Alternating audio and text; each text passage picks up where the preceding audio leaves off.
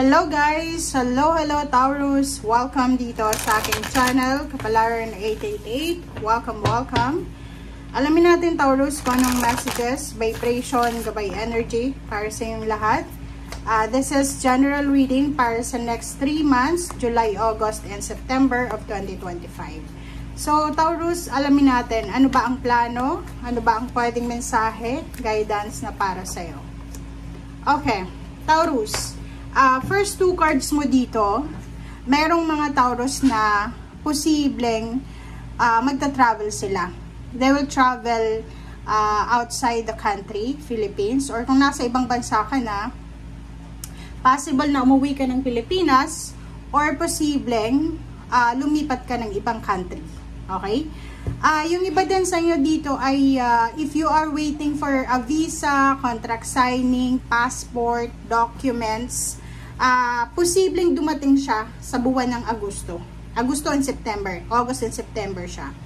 And sa buwan ng September, sobra kang thankful and grateful, Taurus, kasi yung mga pinagpipray mo dati ay kumbaga nasa harap mo na, hawak mo na, at meron ka na. Meron din ditong Taurus na posibleng siya ay ililipat ng branch or branches sa pinagtatrabahuan niya.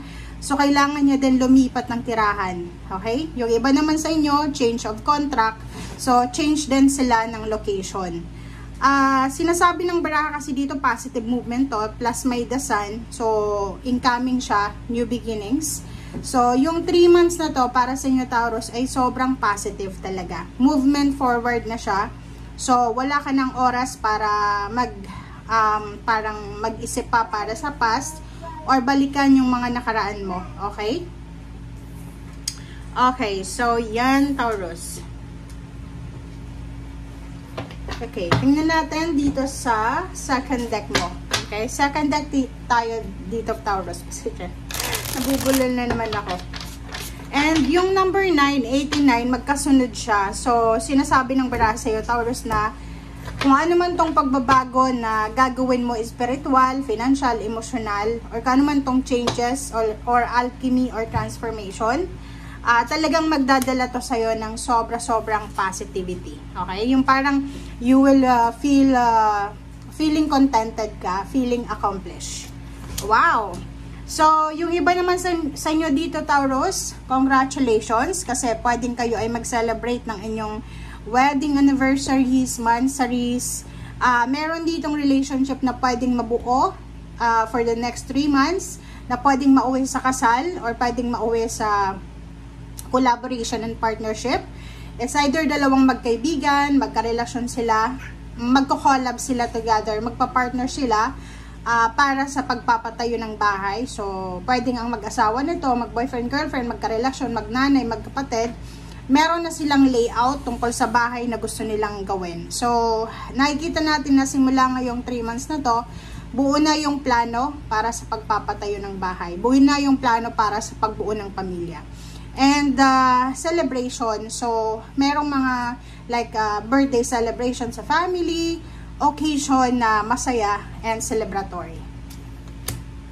Oh, 'di ba? So it's a confirmation na merong number 3, the cups, na sinasabi ng the cups sa'yo na be thankful and grateful for the next 3 months kasi hindi siya masyadong mabigat 'di ba? For the past few months and years, masyadong mabigat yung buhay mo, 'di ba? Sa araw-araw, ang daming problema, financial, pamilya. And now, sinasabi for the next 3 months, sobrang kampante ka. So, you're at peace. May mga dapat kang ipagpasalamat, ipag-celebrate.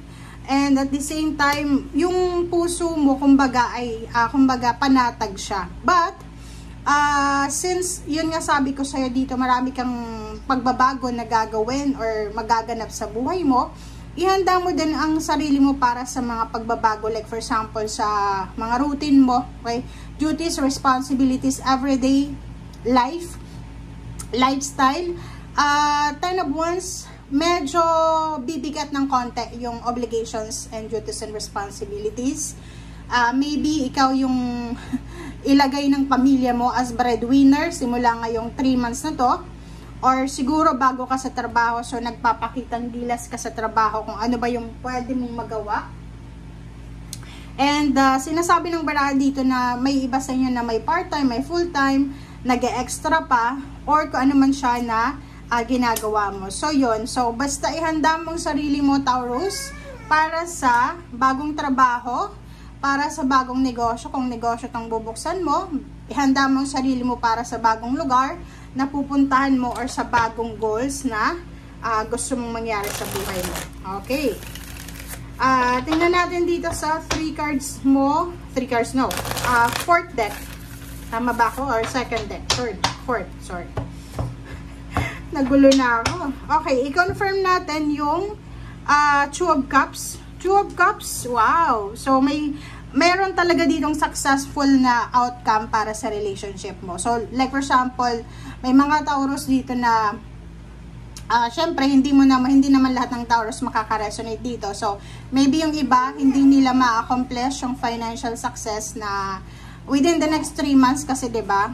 Maybe bago ka sa trabaho. But, emotionally, sobrang successful. You are victorious. You are triumphant sa iyong emotion. So, you are lucky, Taurus, because you are supported, you are guided, you are protected ng mahal mo sa buhay. Okay. 4 of Wands and 3 of Swords. So, dito sinasabi na may mga family members ka na kinaiinisan, may mga problema sa pamilya, na posibleng maayos na for the next 3 months. So, may reconciliation, mayroong forgiveness, or mayroong mag-aas ng apology, or kung ano man to. So, yung mga pain and heartaches mo ay medyo maiibsa na. Okay? 3 of Cups. Wow! Good news! So, maraming good news tayo ditong matatanggap, Taurus. Okay? Congratulations sa inyo kasi napakaraming good news, napakaraming balita ka na matatanggap, na pwedeng magdala sa'yo ng happiness and celebration. Yun nga, travel, additional income, unexpected income, parang ganon. 10 of Wands and 7 of Cups. Ang 10 of Wands and 7 of Cups, sinasabi ng baraha na you have choice and option. Kung gusto mong maging breadwinner or kung gusto mong maging freeloader, 'di ba? So, depende yan sa atin. Kung halimbawa Taurus, nakikita mo yung pamilya mo na nahihirapan, so you have choice daw na tumulong. You have choice na akuin yung ibang mga obligations, duties, and responsibilities. But, may choice ka din. Kasi 7 of Cups yan, may choice and option ka din na kumbaga, kalma lang. Kung ano lang yung kaya mo, yun lang yung ibigay mo. And last card mo dito is Magician. Magician and Ace of Pentacles. So, sinasabi ng baraha sa'yo, for the next 3 months, ihanda mo ang sarili mo, Taurus, kasi talagang unexpected work, unexpected source of income, unexpected luxury, unexpected inheritance, unexpected money, windfall, success, victory, triumphant, success, winnings, parang ganon. So, maraming magic na mangyayari sa buhay mo, especially sa loob ng usaping pera and trabaho. Okay? Thank you guys for watching. Bye!